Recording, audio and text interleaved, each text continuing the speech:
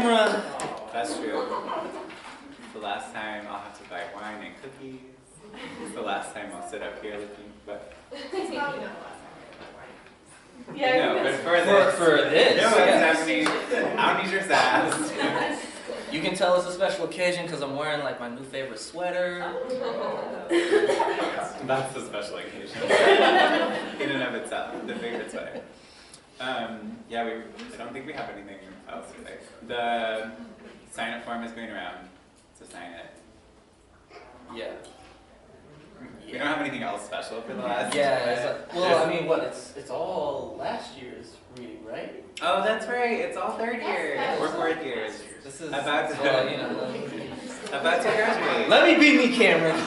About to graduators. I feel like we've had more and more like audience banter as the year has gone on. Yeah. Let's keep that going into next year. I don't know what you're talking about.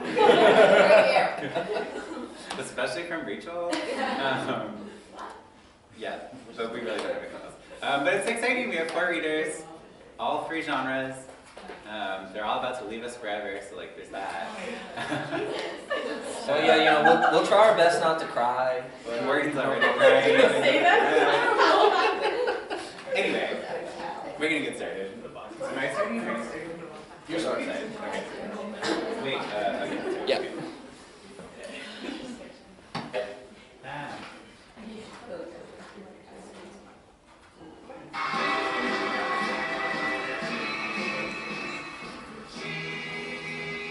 Okay, so when Sara moved to Pittsburgh from Arizona 3 years ago, she didn't know she would fall in love with pierogies, or attend a pro hockey game, or enjoy cold weather.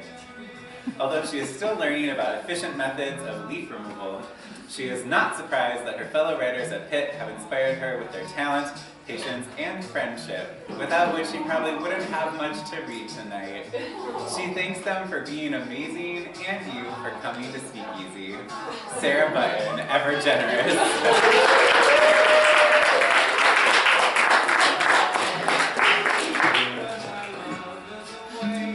Hey guys!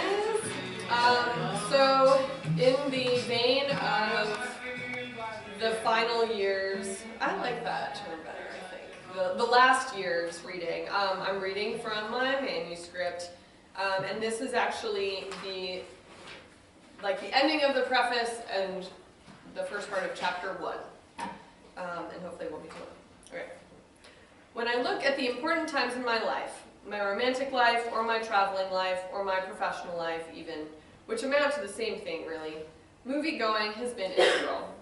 Not just movie watching, but the physical act of going to the cinema. Approaching a ticket counter inevitably manned by some teenager or young adult, exchanging currency for goods, buying or not buying overpriced snacks, and indeed they are overpriced everywhere, that is not an American phenomenon, and settling into the darkness of a theater. Tracking my cinematic experiences, I can recall when I was happy, when I was lonely, when I just needed a break. I was reluctant to embrace it, especially while abroad. It was as if going into a movie theater to watch some exported American film dubbed into the local language was some sort of cop-out of my own cultural experience. But it wasn't, and it isn't still. So in this work, I examine that space, the movie theater. From its development from Nickelodeons to drive-in to the multiplex, I look at not just how it has impacted my own life, but how it has become part of a national consciousness of community. How when we go to the theater, we go to feel, and whether one tragic event transformed that space. In that familiar darkness of a movie theater, just after the lights go down and there's a lull in background conversation and crinkling of candy bags, I am most aware of my own mortality. I don't know why, but every anxiety I have about my own, hell, everyone's inevitable death, emerges for those moments before the MPAA preview rating screens pop up. And my entire body fills with a screaming sorrow until the green and white tells us the following preview has been approved for all audiences. But so it is. Chapter 1, opening credits. And this is an epigraph. American culture for us may be movie culture. Robert Sklar. A typical Sunday in my household meant a gathering asleep from our eyes, rubbed away before an early morning car ride to church. red robes and golden medallions around my neck, I would sing hymns praising the Lord and scribbling notes to my friends with the tiny golf pencils stocked in the pews meant for writing names and addresses in the envelopes for tithes. Music rang out and echoed, and sometimes it did feel holy. The nearly floor-to-ceiling altar windows faced the Catalina Mountains on the city's north side, and sometimes the light would hit the foothills just so, such that the ridges, reds and purples and blues amplified, and the arms of the saguaros seemed to reach higher into the desert sky. We fidgeted between each song, and at the end of the hour, we'd process out of the church, and I'd pile back into our silver minivan. Mary Ann, we called her, and drove a straight shot for a few miles south to my grandparents' house, leaving that other world behind. My grandparents lived across the street from the University of Arizona, where my grandfather had been a professor for 30 years, and my grandmother had taught too. This would be another type of gathering, a family ritual that would become far more sacred for me than going to church. We'd park in the sandy lot behind the house that served as a carport and unlatch the high wooden gate leading through the back door. Nobody used the front door. We'd pass dozens of potted plants my grandmother bent over and watered and tended to arrive at the turquoise entryway of my childhood. The dining room table seemed to stretch for 20 feet, although thinking on it now I realize it couldn't have been that long. Every Sunday we'd use the table for brunch. Through the dining room, through the living room with the floor-to-ceiling bookshelf packed with hardbacks and paperbacks was the kitchen, where all the magic happened. Bacon crisping on the stovetop and pancake batter resting in a giant metal bowl. Used silverware and platters cluttered the counter, and Lord knows the last time anything beneath the cutting boards had been wiped clean. Along the counter, a behemoth metal juicer would sit next to a bag of oranges. This would be our task. My cousins and I would take turns. Older ones, dexterous enough to slice the oranges, would hand them off to whichever poor sap was responsible for juicing them. We'd press the half spheres down hard until we could feel the juicer spinning beneath the peel, hollowing it. We'd juice until we had a full pitcher or two, enough for the 17 of us to enjoy. All of these parts of the routine feel insignificant, but significant too. When we moved from table to couch, when we drank all the cocoa and ate all the pancakes, the rustle of the newspaper and my grandfather's rumbling voice would list movie titles and times. This was before YouTube provided constant access to trailers. We'd have to rely on the previews we'd seen and the ratings and whatever written reviews existed in the newspaper to choose what movie we'd all watch. I don't recall how often the grown-ups had to sacrifice for us kids, how often we divvied up into groups of elder and younger. Usually we were able to come to some sort of consensus, and we'd pack into Nana and Gramps' Chevy Blazer. Tan and white, that car had driven us to the Chiricahua Mountains more times than I could count. We'd been carsick in those seats, spilled snacks in them. They were the seats that transported us west. For us, on Sundays, going west meant going to the movies. The closest movie theater to my grandparents' home was the Tucson Century 16, next to the freeway. It had a shitty marquee right off Grant Road. Even then, I knew it was kind of shitty, even though I was a kid. Its parking lot was a hotbed of Grand Theft Auto, apparently, since it was so adjacent to the I-10. People could easily hotwire a car and drive off into the sunset. None of our cars were ever stolen. I remember the walls of windows in the lobby that also faced the Catalinas, daytime sunlight shining on the patterned maroon carpet. High ceilings, concessions straight ahead, my other altar, past the box office.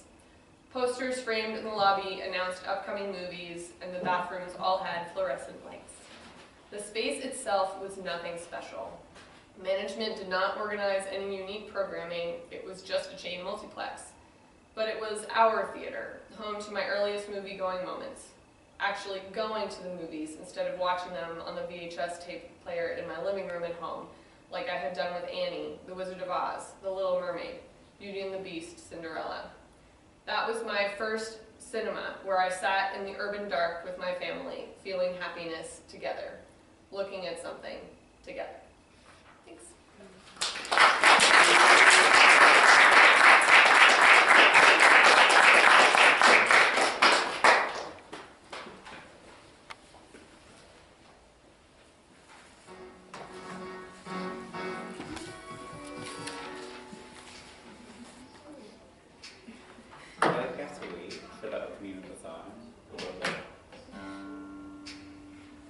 But it should be starting, right? I think so too. I think it's like echoing in the background.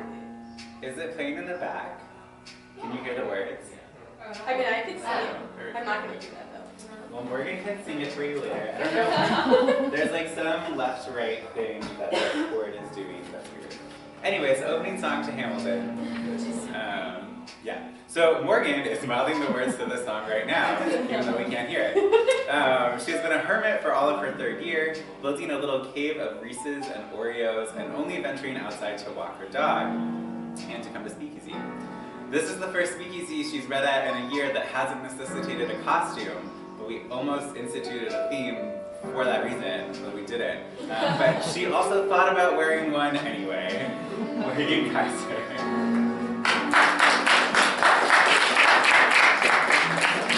Now you guys all have to listen to Hamilton later because that is not an accurate sound of how it goes. And I found out earlier that my boyfriend's name fits in the same syllables as Alexander Hamilton, so I've been singing it like for weeks. It's been terrible.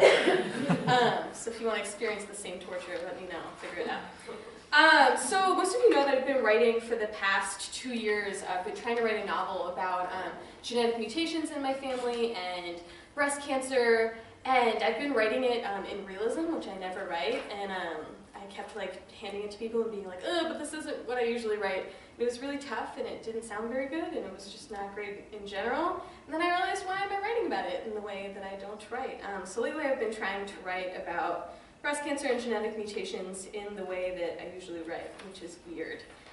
So this is the first attempt at that. It's very short, so it won't take very long. When Mom got sick, it was like a haziness around her edges, like when she tore coupons out of the newspaper and they were ragged at the sides. She never used scissors.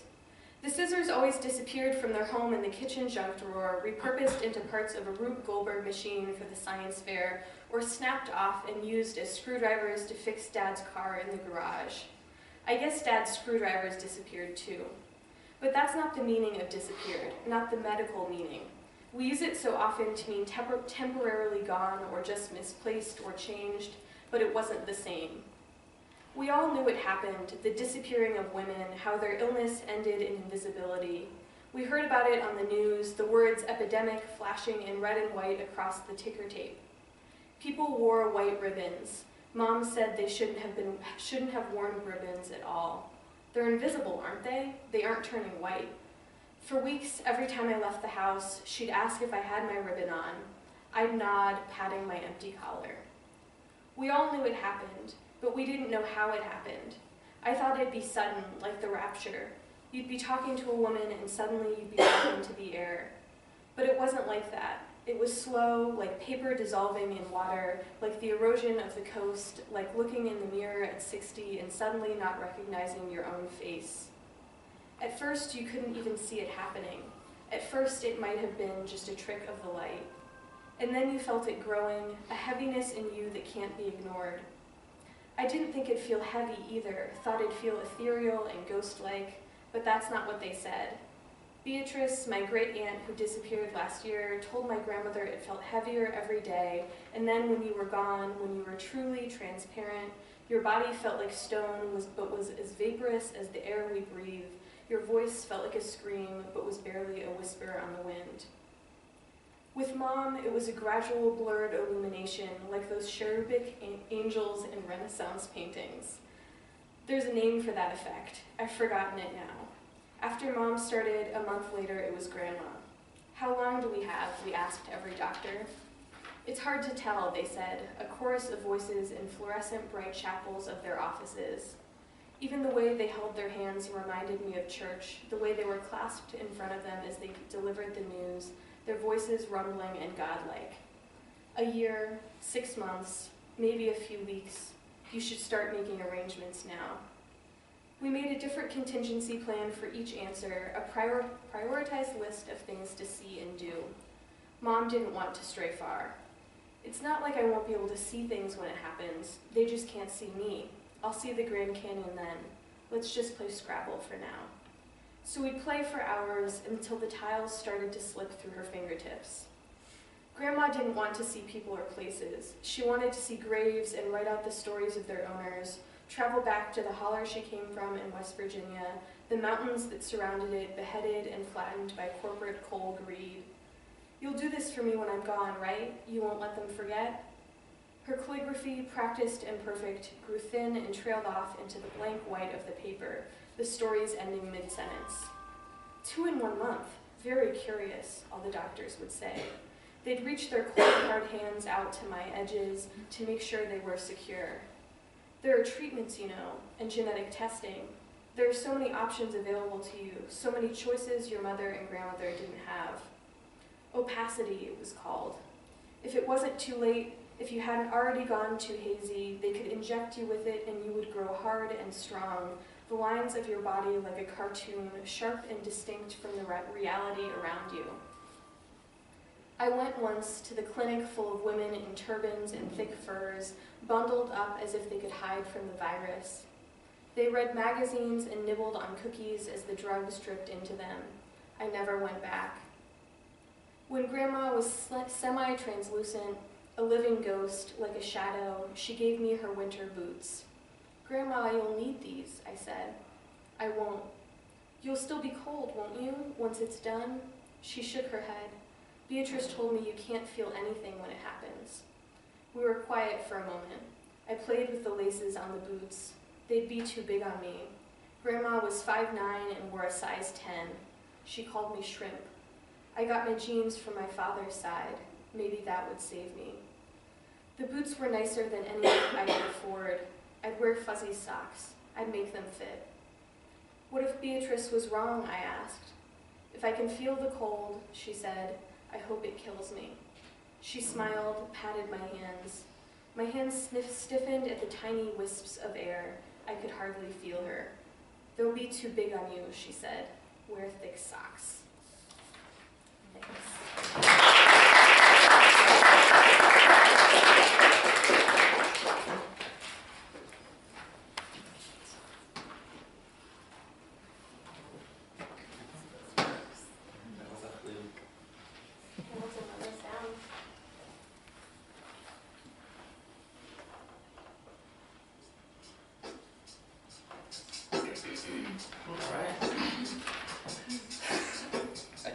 So I am introducing our third reader, Cameron Barnett, and actually just a surprise, a special announcement from Cameron.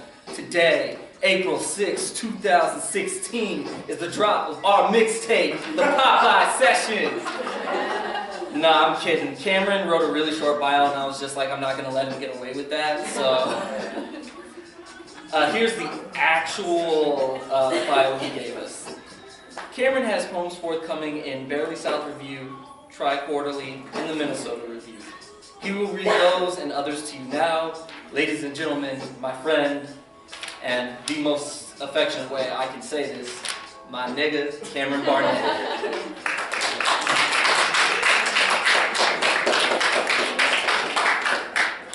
That's pony.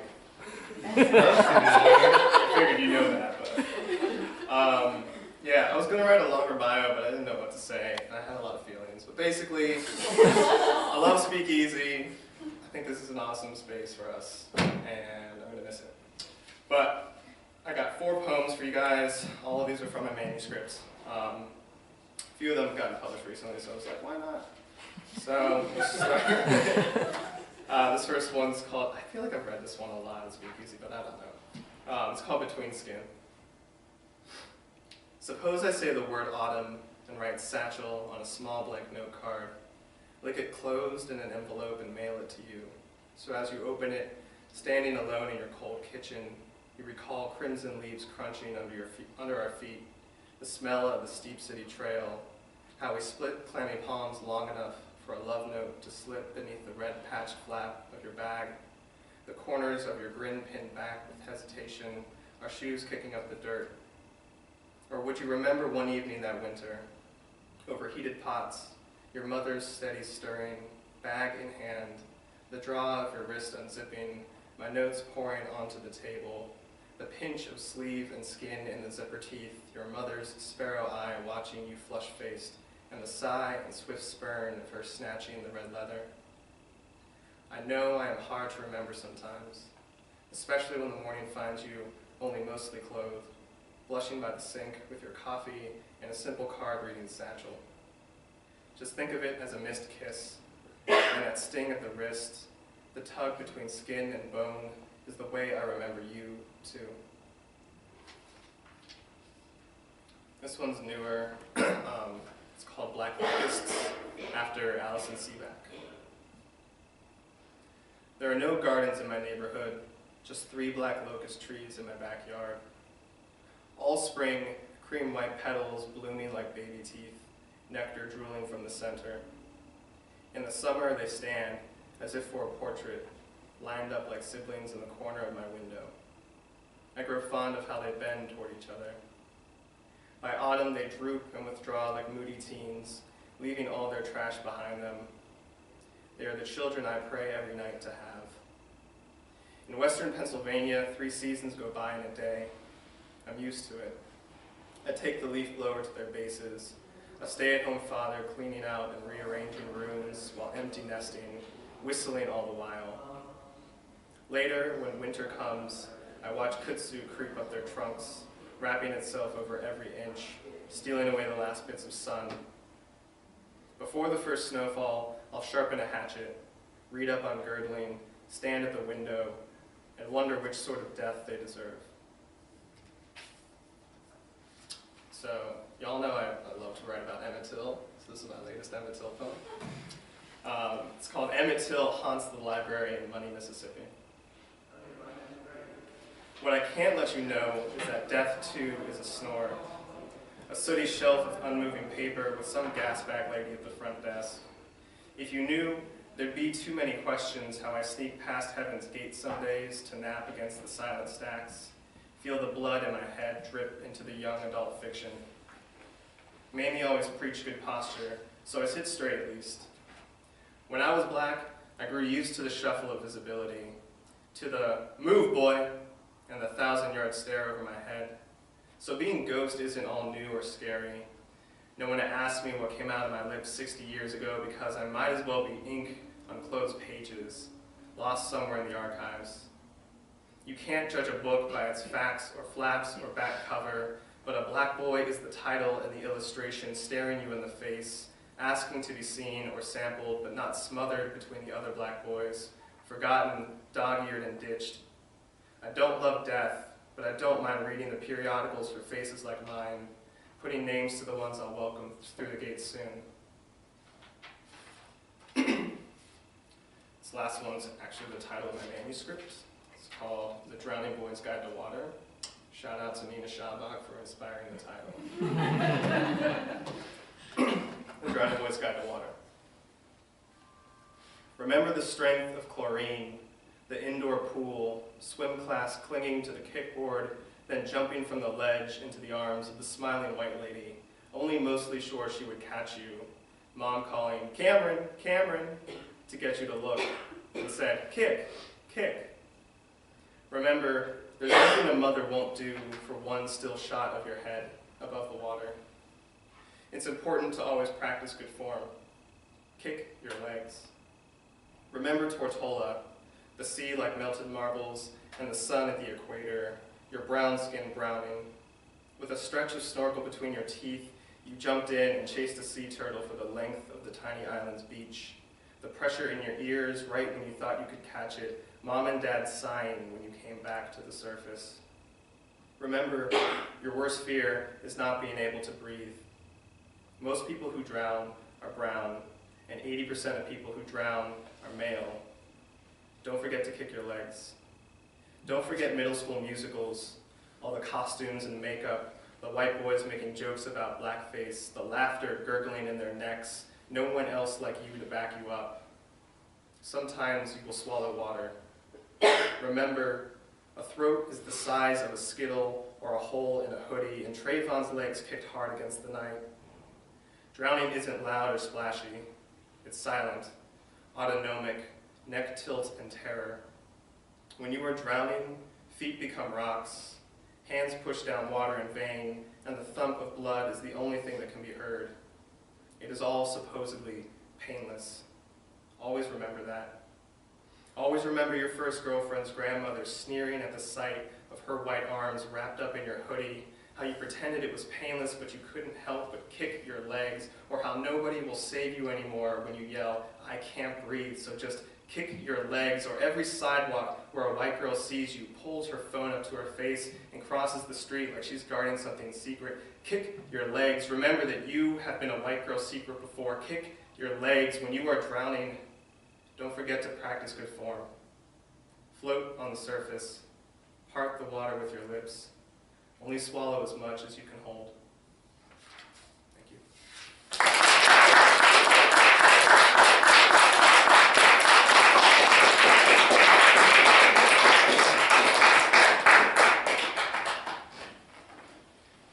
Alright, we're gonna try one more thing. I don't think it's gonna work.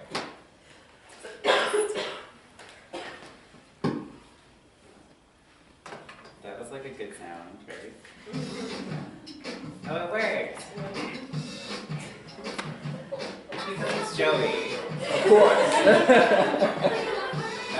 So our last reader, Joey Murphy, Last reader of the year.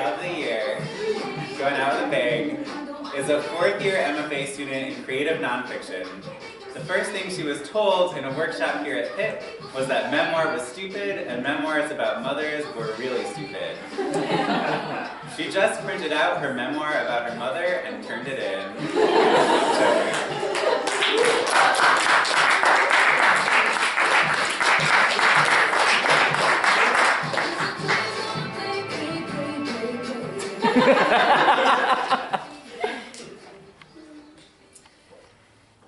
In junior high, we were stuck between conflicting views of how mature we were. Mrs. Vader consistently overestimated our worldliness, and still others saw us as young children. We had a mathematics teacher who was so old she had to be semi-carried to her classroom each day by two strong 8th grade boys. They would gently place her on a stool at the front of the classroom, where with the aid of an overhead projector and Kleenex and some markers, she taught. Sister Hubertha was so old that her skin looked like tissue paper, and her blue eyes were cloudy and wet. She was so afflicted with arthritis that her hands only worked as pincers, thumb opposite a wall of fingers that were spatulate and fused together. Her tiny feet were so tortured that her orthopedic shoes appeared to be on the wrong legs. She was so ancient that she scared us a little. We spoke more softly in her room and walked with greater care when called to her podium, afraid to even jostle the air lest we hurt her. In her room, we were suddenly aware of the damage our growing and awkward bodies could cause. She spoke to us, really almost sang to us from another era entirely. You could hear the creak of wagon wheels and the clip-clop of hooves on cobblestones when she spoke. Cherubs? She would address us with tenderness when pleased. Attend to the overhead now. Born in 1908 in the home of her immigrant maternal grandmother, Margaret Murphy, Sister's birth certificate actually read Mary P. Leindecker. Mrs. Murphy owned the house on Jones Avenue in Braddock where the family lived. Sister Hubertha, who was called Rosalie by her family, grew up under the thick canopy of smoke belched out by the Edgar Thomson Steel Works. Her German father's family had been several generations in Pittsburgh, and he's listed as having been a carpenter and a check man at the mill. A skilled man, he would have provided a steadier, brighter life for his family than the dismal one of a regular mill laborer. I can only imagine that young Rosalie must have been especially cherished and wildly talented, because at that time it was unusual for boys or girls to progress beyond the 8th grade. Rosalie would have entered the School Sisters of Notre Dame and been sent to normal school at around age 15. The 1930 census finds her in New York City attending Fordham. The census entry itself is a worthy historical document. It lists each of the 177 sisters in residence as actual siblings, with the Mother Superior listed as their mother. Rosalie completed her bachelor's at the College of Notre Dame in Maryland and taught until the late 1980s. I believe she was one of the dearest and most remarkable women that I've ever met. She always seemed oblivious to the discomfort that her physical ailments wrought, though we squirmed simply from looking at her twisted limbs. We hunched and tried to make ourselves smaller around her, which caused her to lecture us almost daily on the importance of good posture. Poor posture was one of the few things that might make her feel very peevish. She would be very peevish about that as she drilled us on the concept of area, using puzzles and word problems left over from the days when girls cut fabric bolts and made pattern dresses, and boys routinely needed to calculate board feet. Sister was legendary for the perfect discipline in her classroom. Back straight, feet on the floor, there was never any guessing in her room. If we made her a little peaked, she addressed us as scholars. But even when cross, her wavering voice communicated a mix of tenderness and an expectation of excellence. She never doubted that we could master her mathematics. The possibility simply didn't exist. For cherubs like me, she knew the best tactic was rote memorization. I didn't need to understand it just yet. I just needed to do it, child. Follow the steps, I'd understand later. This turned out to be excellent insight, not just for math, but for life. Her gentleness, I imagine, came from the fact that we did, from the distance of her great age, resemble cherubs. I believe that to her eyes, we were just fuzzy little hatchlings, just scrawny-limbed, giant-eyed peeps. Our individual features were still blurry with youth, and when she spoke to us, she addressed us as blobs of potential, not yet people. How could we fail at something? How could we be bad? We were babies. She had aged out of any individual defining features or desires and simply continued to exist because someone had to teach the children their repeating decimal remainders. She was the only person other than my even more antique paternal grandmother who I had ever heard use the word dasn't, and because I could never imagine myself so content with my lot in life, so focused on humbly giving to people who were simply too young to understand her sacrifice. She was dedicated to her work to the point of keeping on, though her body had failed her, and I think of her daily. Her tenderness brought out our tenderness in an extraordinary way one day in the 7th grade. There was a shuffling of classes to accommodate a teacher's sick day, and a combined group of us, 7th and 8th graders, were sent to Sister Hubertha for a study hall. It was unprecedented in a number of ways, and our little antenna sensed that something had gone really wrong schedule-wise. The unusual mix of students meant that Sister was meeting a handful of 8th graders that she'd never met before. Robert was one of those students. Robert had a terrible case of scoliosis and one was unable to stand up straight. His tall, skinny frame curled like a comma from the middle of his back. All the kids in school knew that he wore a brace and was excused from gym class. Robert also had a terrible case of acne and a deep love of heavy metal, which combined to give him a rather furtive air as he tried to hide himself in the back row. There wasn't any work for us to do in this study hall, so we were to sit there with our feet flat on the floor, our hands flat on the desk, and our backs straight in our chairs. It wasn't a punishment. Sister really believed that practicing good posture was fundamental for our development. Robert, of course, couldn't sit up in his chair, and Sister might have been a little more piqued that day than usual. She wasn't usually in the school so late in the day. The sight of Robert slumped in his desk struck her as an affront. Not to her, mind you, but to God. How dare a healthy young body insult the Creator by abusing His work and slouching? The Lord didn't care for a slouch, no sir, not at all. Why, didn't we know she would give anything to stand up straight and strong if her frail body allowed her to? She would love to. Didn't we know the effort she put into getting herself to the classroom each day so that she could serve God and Pythagoras? How dare he slouch in front of her? She summoned Robert to the front of the room. Why, you'd be quite the tall chap if you'd just stand up straight. Stand up straight, she commanded, not unkindly. Robert visibly pushed his back against the chalkboard, feebly, to try and show he was at least trying. Not satisfied with his efforts, Sister slowly lowered herself down from her stool and hobbled the few steps to where Robert stood.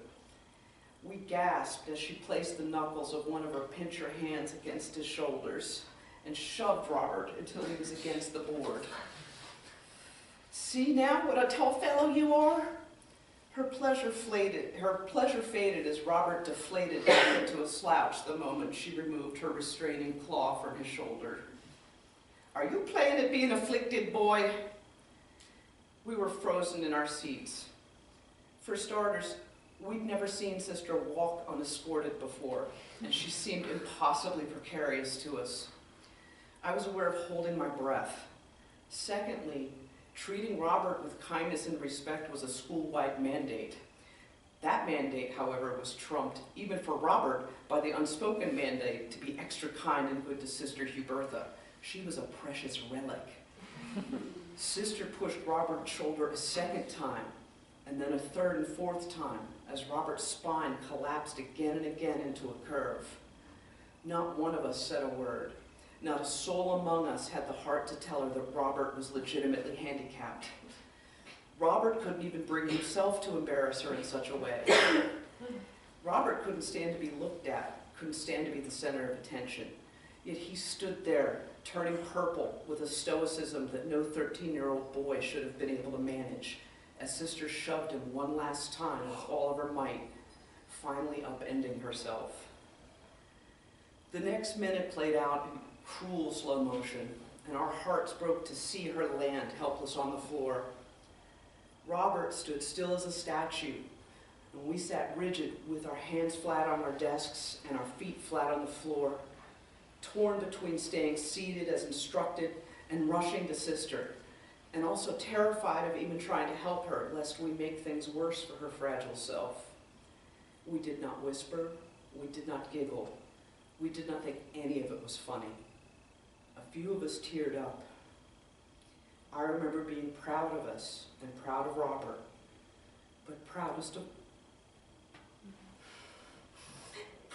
all of the level-headed girl that finally ran to the office for help. So, thank you guys.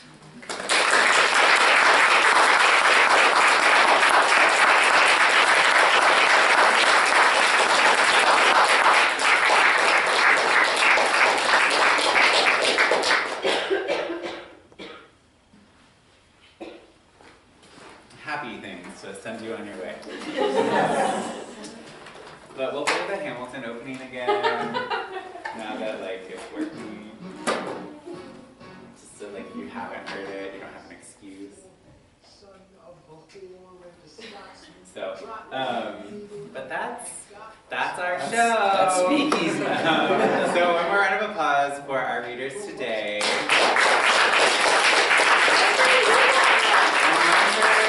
All of you who have read for us at some point during the year, which has been really wonderful to hear you guys and to host you.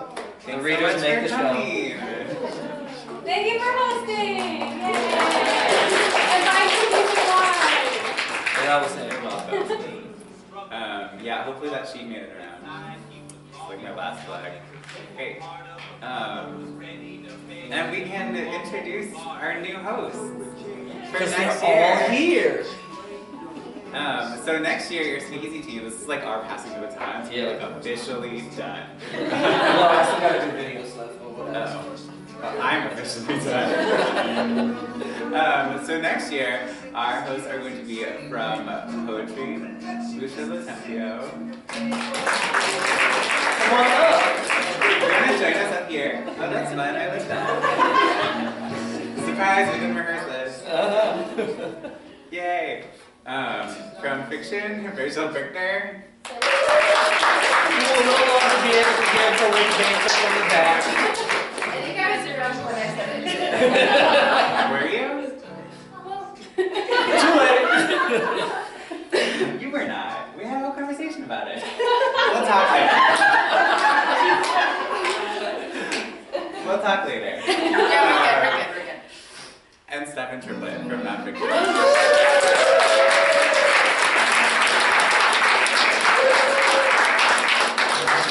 For you new speakeasy hosts, you can bother them for everything from now on. Go drink the rest of the wine